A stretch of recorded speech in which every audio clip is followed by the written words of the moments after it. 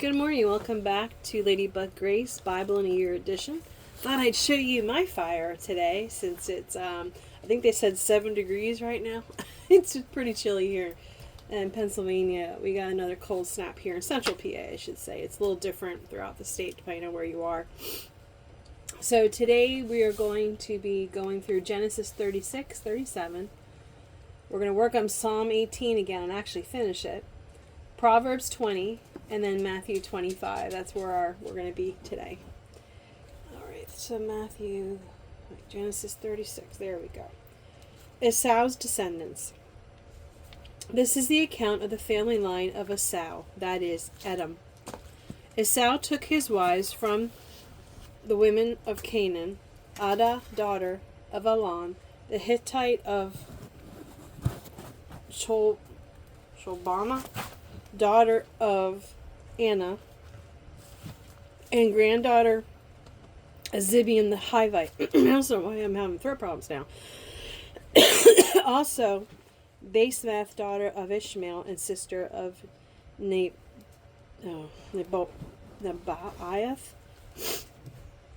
Adah bore Eliphaz to Esau.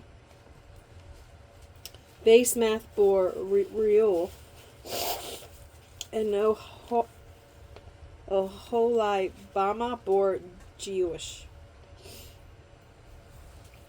Jalam, and Korah. These were the sons of Esau who were born to him in Canaan. Esau took his wives and sons and daughters and all the members of his household, as well as his livestock and all his other animals and all the goods he acquired in Canaan, and moved to a land some distance from his brother Jacob. Their possessions were too great for them to remain together. The land where they were staying could not support them both because of their livestock. So Esau, that is Edom, settled in the hill country of Seir. This is the account of the family line of Esau, the father of Edomites, in the hill country of Seir. These are the names of Esau's sons. Get ready, I'm going to butcher them. Eliphaz, the son of Esau's wife Adah, and Reuel, the son of Esau's wife Basemath. The sons of Eliphaz, Teman, Omar, Zepho, Gatam, and Kenaz. So far I'm doing pretty good. Esau's son Eliphaz also had a concubine named Timnah, who bore him Amalek. These were grandsons of Esau's wife Adah. The sons of Reuel, Nahath, Zerah, Shamath, Mizah. These were the grandson of Esau's wife Basemath. Oops, went too far. The son, hi Romeo, you're in camera. The son of Esau's wife, Oholibama, daughter of Anna and granddaughter of Zibeon, whom she bore to Esau, Jeush, and Jalam, and Korah. These were the chiefs among Esau's descendants. The son of Eliphaz, the firstborn of Esau, chiefs Teman, Omar, Zephon, Kenaz, Korah, Gatam, and Amalek. These were the chiefs' descendants from Eliphaz of Edom. These were the grandsons of Adah. You may hear cats. There's birds outside as well. It's a very active household. The son of Esau's son, Reuel, chief Naha, Zerah, Shammah, Mizah. These were the chiefs descended from Reuel and Edom. They were the grandson of Esau's wife, Basemath. Did I just say that? I think I did. The son of Esau's wife, Oholibama, chief Jeush, Jalam, Korah. These were the chiefs' descendants. Okay, yeah, I just read that too. Why did I get lost? These were the sons of Esau, that is Edom, and these were their chiefs. These were the sons of Seir the Horite, who were living in the region: Lotan, Shobai, Zibeon, Anna, Dishon, Izur, and Dishon. These sons of Seir and Edom were Horite chiefs.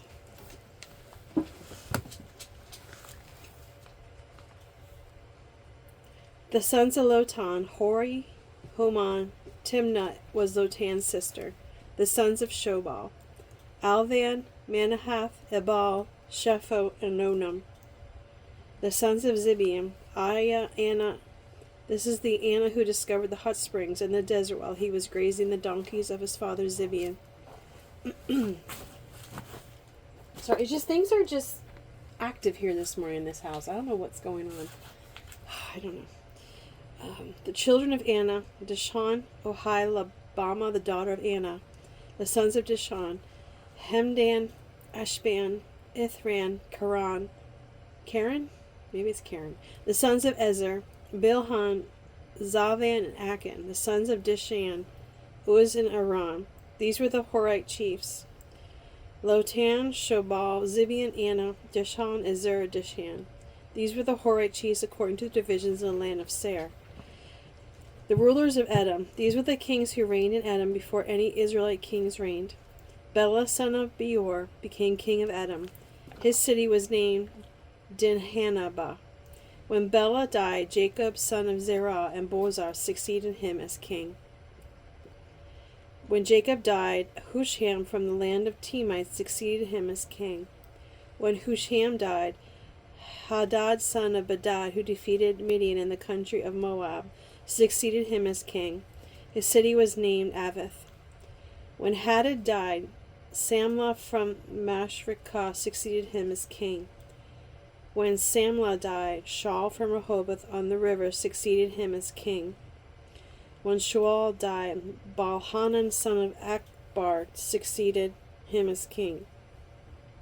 When Baal-Hanan, son of Akbar, died, Hadad succeeded him as king. His city was named Pau, and his wife name was Mehitable, daughter of Matra, the daughter of Mizahab. These were the chiefs descended from Esau by name according to their clans and regions. Timnah, Alav, Jahath, more names. Okay, I'm just going to end it there because I'm butchering these names terribly, and it's not going to make sense. This is the family line of Esau, the father of Edomites. I'm going to pause there because it ends the first chapter. Okay, now we're going to go to Genesis 37. Hopefully this goes better. Alright. The story of Joseph. Joseph, one of Jacob's 12 sons, was obviously the favorite. Hated by his brothers for this, Joseph was sold to slave traders only to emerge as ruler of all Egypt. Through Joseph, we learn how suffering, no matter how unfair, develops strong character and deep wisdom. Joseph is sold into slavery. Jacob lived in the land where his father had stayed, the land of Canaan. This is the account of Jacob's family line.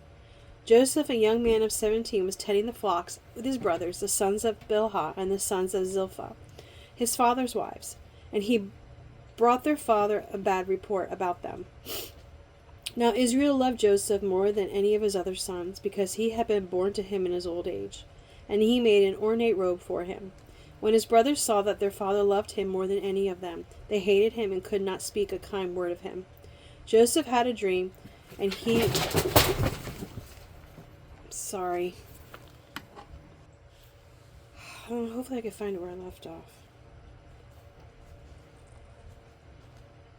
Joseph had a dream, and when he told it to his brothers, they hated him all the more.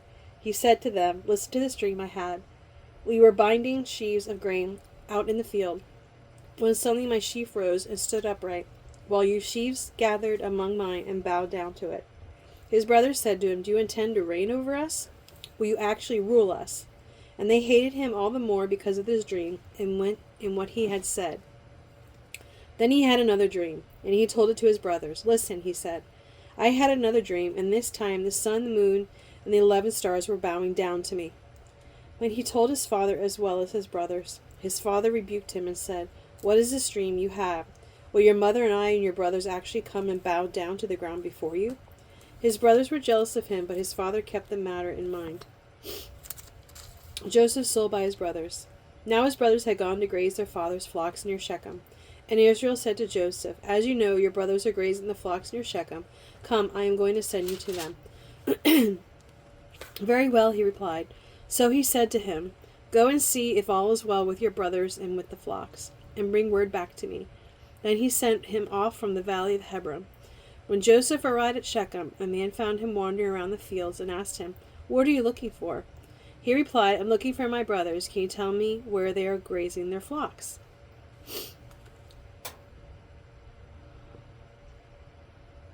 They have moved on from here, the man answered. I heard them say, let's go to Dothan. So Joseph went after his brothers and found them near Dothan. But they saw him in distance, and before he reached them, they plotted to kill him. Here comes that dreamer, they said to each other. Come now, let's kill him and throw him into one of those cisterns, and say that a ferocious animal devoured him. Then we'll see what comes of his dreams. When Reuben heard this, he tried to rescue him from their hands. Let's not take his life, he said. Don't shed any blood. Throw him into the cistern here in the wilderness, but don't lay a hand on him. Reuben said this to rescue him from them and take him back to his father. So when Joseph came to his brothers, they stripped him of his robe, the ornate robe he was wearing, and they took him and threw him into the cistern. The cistern was empty. There was no water in it. As they sat down to eat their meal, they looked up and saw a caravan of Ishmaelites coming from Gilead. Their camels were loaded with spices, balm, and myrrh, and they were on their way to take them down to Egypt. Judah said to his brothers, What will we gain if we kill our brother and cover up his blood? Come, let's sell him to the Ishmaelites and not lay our hands on him. After all, he is our brother, our own flesh and blood. His brothers agreed. So when the Midianite merchants came by, his brothers pulled Joseph up out of the cistern and sold him for 20 shekels of silver to the Ishmaelites, who took him to Egypt. When Reuben returned to the cistern and saw that Joseph was not there, he tore his clothes. He went back to his brother and said, The boy isn't there. Where can I turn now? Then they got Joseph's robe, slaughtered a goat, and dipped the robe in blood. They took the ornate robe back to their father and said, We found this. Examine it to see whether it is your son's robe.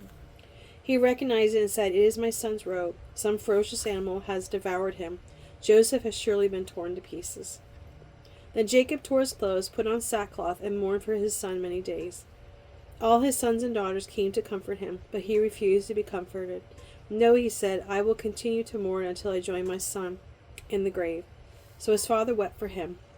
Meanwhile, the Midianites sold Joseph in Egypt to Potiphar, one of Pharaoh's officials, the captain of the guard. So that is the end of Genesis 36. Okay, now we're doing Psalm 18, 37 to 50. And this will finish Psalm 18. I pursued my enemies and overtook them. I did not turn back till they were destroyed. I crushed them so that they could not rise. They fell beneath my feet. You armed me with strength for battle. You humbled my adversaries before me. You made my enemies turn their backs in flight, and I destroyed my foes. They cried for help, but there was no one to save them. To the Lord, but he did not answer. I beat them as fine as wind-blown dust. I trampled them like mud in the streets. You have delivered me from the attacks of the people. You have made me the head of nations. People I did not know now serve me. Foreigners cower before me. As soon as they hear of me, they obey me. They all lose heart. They come trembling from their strongholds. The Lord lives, praise be to my rock. Exalted be God my Savior. He is the God who avenges me, who subdues nations under me, who saves me from my enemies. You exalted me above my foes. From a violent man you rescued me. Therefore I will praise you, Lord among the nations. I will sing the praises of your name. He gives his king great victories. He shows unfailing love to his anointed, to David and to his descendants forever. That ends Psalm 18.